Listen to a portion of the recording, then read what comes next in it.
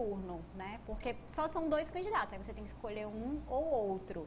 E do eleitor que vai votar, qual é a porcentagem ali, né? De fato, praticamente, não que não... Há opções, mas a gente vê na pesquisa que o eleitor não aderiu, não abraçou essas outras candidaturas. Apoliana? Ananias, inclusive, respaldado nas próximas palavras do professor Batista Teles, que a gente ainda tem 2 variáveis importantes aí para esse processo eleitoral, eu vou manter a minha aposta aí, projeção de eleição definida em primeiro turno. Kátia?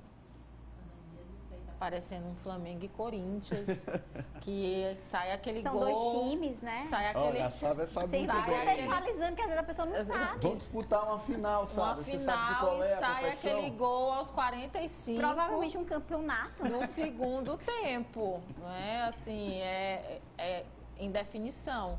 Eu ainda, trabalhando dentro da margem de erro, eu ainda acredito no segundo turno. Então, Tá, Kátia tá com a Ari. Tá dividido aí. Eu sempre... E assim, é Batista Teles falando, que né, a gente está gente? dizendo, eu e a Kátia, que a gente acredita que pode haver um segundo turno. Né? Tá mais para sim que para não é isso, Ari? Exato. Mas é óbvio que pode haver, a gente não está cravando que vai haver, porque esses 8%, gente, já sabe, existem os 8%, mas eles podem ir 4 para um lado e 4 para outro, ou 5 para um lado e 3 para o outro, então vamos considerar isso também, né? Olha, agora tem uma eleição que não tem segundo turno, a eleição para senador. Já está pronta a sonora. Antes de a gente mostrar os números para senador, o professor Batista fala sobre esta variável, a abstenção no primeiro turno da eleição. Confira. Uma variável importantíssima nesse pleito, que atinge esse público que eu falei, um público mais de idade e a classe CD, é a abstenção. Se a abstenção for muito alta, ele tende a prejudicar ao candidato da situação, né? Inclusive, isso é uma preocupação na campanha presidencial, que também vai depender da mobilização nessa reta final das lideranças, dos deputados estaduais, federais, dos vereadores, dos prefeitos e dos cabos eleitorais que estão lá na ponta pedindo voto. Olha aí, Sávia, a abstenção, você tinha tocado nesse assunto também.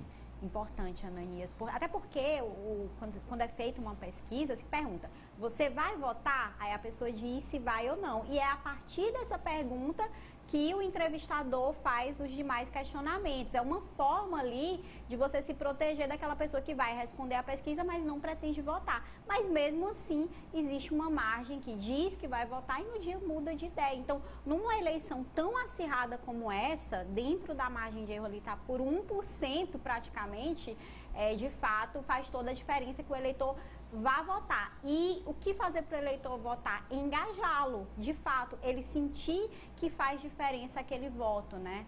E aí cada lado está tentando fazer isso de todas as formas. Fazer a sua estratégia. Olha, eu tinha chamado no início, logo depois da ficha técnica, uma fala do professor sobre a pesquisa amostragem.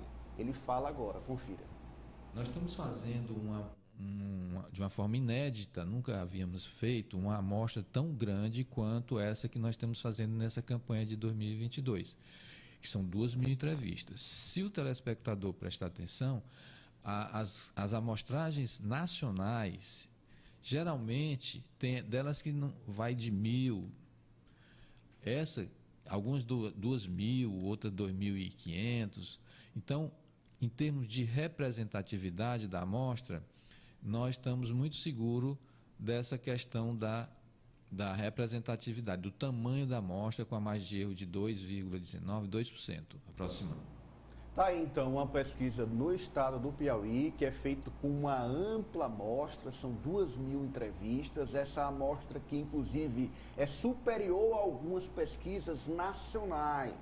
Então, isso aqui dá ao Instituto Amostragem a assertividade para o resultado da eleição. Ari, mantendo essa tradição no Instituto Amostragem de há 35 anos fazendo pesquisa para o estado do Piauí, sempre acertar, sempre apontar a tendência durante o processo eleitoral e ela vir confirmada pelas intenções, pelos votos, de fato, nas urnas dos eleitores piauienses. Aí é uma informação técnica sobre a pesquisa, mas que a gente fez questão de exibir para você entender como essa pesquisa do amostragem é feita e por que ela tem esse grau de assertividade, Ari. Mais de 3 décadas de acerto deveriam querer dizer alguma coisa, inclusive para quem questiona as sondagens. Porque não é um instituto novo, não é um instituto que traz uma trajetória de erros e acertos. Outra coisa, tem pesquisa fazendo a sondagem em 20 e poucas cidades, em 30 cidades. Batista Teles sonda quase 100 municípios. 90 municípios. 90 municípios, quase metade do total, com 2.000 entrevistas. Ou seja, o Grupo Norte de Comunicação, ele se alia na credibilidade, na história de seriedade do Instituto. A amostragem é o antigo IPOP, né? Começou como IPOP, Isso. Depois mudou para amostragem. E permanecendo com o mesmo CNPJ Sim. durante todo esse tempo, mostrando a sua credibilidade. Olha, agora vamos para os números de intenção de voto estimulada, votos válidos para senador da República. Como eu tinha dito anteriormente, uma eleição que não tem segundo turno, é definida em primeiro turno e os números são esses, Ari. Votos válidos, né, Danias? Sim. Wellington Dias, 59,26%. Joel Rodrigues, 36,37%. Tá aí, são os dois melhor posicionados, Os demais outros não marcaram. não alcançaram 1% das intenções de votos. Vai, Sávia. Qual é o motivo da liderança consolidada desde o início da campanha do ex-governador Wellington Dias? Ele teve um protagonismo durante a pandemia, encabeçando nacionalmente a busca por vacinas. Ele tem uma relação, a história de vida dele é muito ligada à história política do ex-presidente Lula, que aqui no Nordeste tem uma aceitação muito expressiva e deixou um governo de uma maneira bem avaliada, porque se não tivesse sido bem avaliado, o eleitor não estaria dando esse voto de confiança, como mostra a pesquisa, a amostragem. No caso de Joel, que foi um prefeito também bem avaliado, uma cidade muito expressiva como Floriano, o problema foi ter sido escolhido ainda com um grau de desconhecimento de grande parte do eleitorado. É conhecido em Floriano, na região, mas de um modo geral o tempo foi muito curto para torná-lo conhecido. Aí talvez o telespectador pergunte, mas e Rafael? O tempo foi curto para torná-lo conhecido, mas aí a estratégia para o majoritário, para o governo, para o executivo, é diferente do legislativo, né? Eu acho que terminou que o Joel também ficou prejudicado pelo tempo. Foi uma escolha arriscada e por conta do tempo da campanha não deu aí para dar o resultado esperado até agora, segundo a pesquisa. Apoliana. Ananias, eu acho que o Joel, ele dá um exemplo aí para muito político que no início dessa campanha ficou com medo, inclusive, de enfrentar o governador Wellington Dias, porque já tinha ele já liderava as pesquisas de intenção de voto antes mesmo de confirmar a sua candidatura, a gente já projetava o nome dele aqui para disputar o Senado, estava no roteiro dessa eleição, e aí Joel conseguiu se destacar. Ele chegou aí a 36% de intenção de votos, mas apesar de não ser ainda suficiente, né, para nesse momento da eleição derrotar o Wellington Dias, pelo que mostra o amostragem. Mas ele cresceu, ele se projetou a nível de estado, ele que já foi deputado por ter assumido como suplente, né, e voltou à prefeitura de Floriano. Eu acho que o Joel se cacifou aí com esse resultado de eleição e mais aí mostra, muita gente ficou com medo de enfrentar o Wellington Dias. Quem sabe um outro adversário com uma projeção de nível estadual poderia ter colocado essa briga mais de igual. Mas agora, o cenário está claro. O Wellington Dias é franco favorito a vencer essa eleição no próximo domingo para o Senado Federal e levar a vaga. E eu acho que a maior diferença também, sabe, da estratégia dos dois é o cabo eleitoral que o Wellington tem, né, no estado do Piauí, diferente do Joel, que primeiro que rejeita a associação com o candidato à presidência, quer que seja ele, e enquanto isso o Wellington se aproveita da boa ligação, né, usa, claro, eleitoralmente dessa ligação que ele tem aí com Lula. Você falou de Lula e de cabo eleitoral, vamos então pesquisa amostragem para presidente da República no Piauí. Votos válidos. Veja o desempenho dos candidatos ao Palácio do Planalto no estado do Piauí. Vai, Ari! O ex-presidente Lula tem 74,20% dos votos. E o presidente da República, Jair Bolsonaro, tem 17,45%. Ciro Gomes, do PDT, 5,31%. Simone Tebet, do MDB, 2,10%. Soraya Tronic não pontuou, né? Sim. Gente, a Simone Tebet e o Ciro Gomes, para mim é o que mais me chama a atenção, né,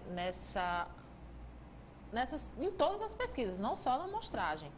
Mas, assim, a Simone Tebet começou a um dia desse, né? Ciro a gente não precisa falar.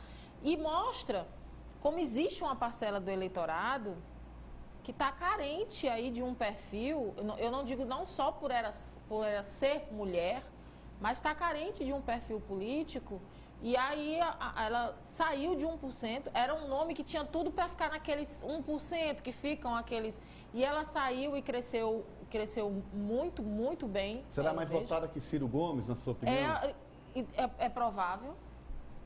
Isso aí é possível. Até pela postura que Ciro Gomes tem adotado nesses últimos dias, é possível que muitos eleitores de Ciro não migrem para Lula, como os petistas querem, mas, assim, aquele voto em protesto, aquele voto que não vai ser para Bolsonaro nem para Silvio, vá para Simone Tebet. Aí, o que o PMDB vai fazer depois com isso, com esse destaque, que agora ela é um nome nacional, Sim. Que esse é o grande desafio de quem quer ser presidente do Brasil. Primeiro, ele tem que se tornar um nome nacional. Simone Tebet agora é um nome nacional.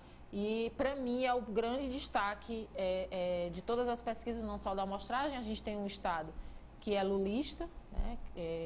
Inclusive tem aí os áudios do senador Marcelo Rochinha explicando essa ligação. E, para mim, o meu destaque é a Simone Tebet, de como o eleitorado está necessitando de um perfil. E talvez, se ela tivesse iniciado a campanha mais cedo, esses números fossem outros. Ari. Acho que eu vou recortar o Ciro, porque ele é o retrato do fracasso da terceira via. Ele é um nome preparado. Eu entrevistei quando ele lançou o livro mais recente dele. Eu li o livro, é muito bom. Ele entende de Brasil, ele tem projetos plausíveis de serem aplicados, projetos muito modernos que os países mais desenvolvidos do mundo já aplicaram ou estão aplicando, mas não deu cola com o eleitor. A eleição permaneceu polarizada, ele também cometeu uma série de erros estratégicos. E aí, nessa reta final, o embate cruento dele com o ex-presidente Lula, aquele debate em que ele supostamente teria ali flertado com Bolsonaro, isso foi a pá de cal, né, na campanha dele. E o futuro político dele, acho que tem aí uma curva descendente a partir desta eleição. Ele sairá menor do que entrou. Tá aí, então, a avaliação dos jogadores e jogadoras. Lembrando que todos os números você confere no portal meionorte.com e jornalmeionorte.com. Da última pesquisa amostragem antes da eleição, você